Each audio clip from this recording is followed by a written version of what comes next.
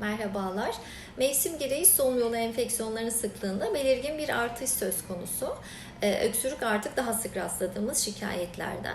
Öksürük aslında bir hastalık değil, altta yatan bir hastalığın bulgusudur. O nedenle öksürüğü tedavi etmeden önce altta yatan hastalığın ne olduğunu bulmamız önemli. Bu mevsimde en sık soğuk algınlığı veya gribe bağlı öksürükle sık karşılaşmaktayız. Yine aynı zamanda hastalarımızda soğuk algınlığı veya gribe karşı kullanılan şurupların da kullanımında, sıklığında bir artış söz konusu. Ancak bu soğuk algınlığı şuruplarının önemli bir kısmının 2 yaş altında, diğer kısmının da 6 yaş altında kullanımı yok.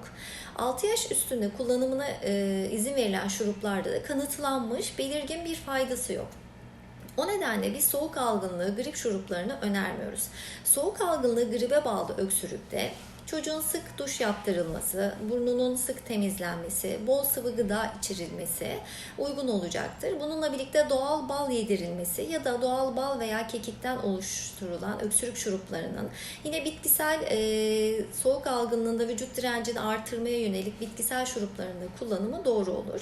Bununla birlikte probiyotik içeriği yüksek besinlerin yoğurt, tarhana gibi kullanımı, taze meyvenin tüketilmesi, eğer çocuk uygun ise koşulları propolis gibi ara ürünlerinin kullanılması da vücut direncini destekleyecektir. Hoşça kalın.